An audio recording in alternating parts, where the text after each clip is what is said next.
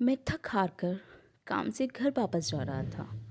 Car में शीशे बंद होते हुए भी जाने कहाँ से ठंडी ठंडी हवा अंदर आ रही थी।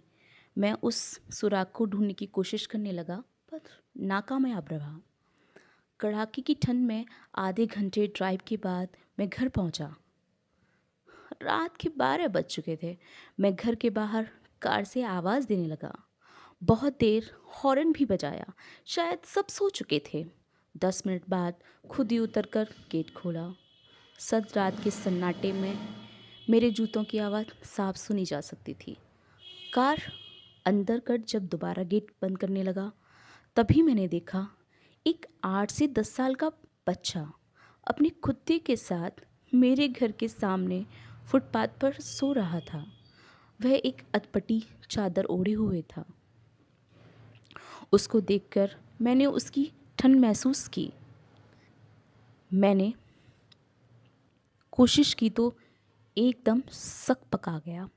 मैंने मोंटो कार्लो की महंगी जैकेट पहनी हुई थी, फिर भी मुझे ठंड कोसे जा रही थी। और बेचारा वो बच्चा, मैं उसके बारे में सोच ही रहा था कि इतने में वो कुत्ता बच्चे की चादर छोड़ मेरी कार के नीचे आकर सो गया। मेरी कार का इंजन गर्म था। शायद उसकी गर्माहट कुत्ते को सुकून दे रही थी। फिर मैंने कुत्ते को भगाने की बजाय उसे वहीं सोने दिया और बिना अधिक आहट किए पीछे का ताला खोलकर घुस गया। सब के सब सो रहे थे। मैं चुपचाप अपने कमरे में चला गया। जैसे ही मैं सोने के लिए रज़ाई उठाई, उस लड़के का ख्याल मन में आ गया। सोचा, मैं कितना स्वार्थी हूँ। मेरे पास विकल्प के तौर पर कंबल, चादर, रजाई सब थे, पर उस बच्चे के पास एक अधफटी चादर पर थी। फिर भी वो बच्चा अधफटी चादर को भी कुत्ते के साथ बांटकर सो रहा था, और मुझे घर में फालतू पड़े कंबल और चादर भी किसी को देना गवारा नहीं था। यही सोचते सोचते ना जाने कब मेरी आंख लग गई। अगले दिन सुबह उठा तो देखा घर के बाहर भीड़ लगी हुई थी।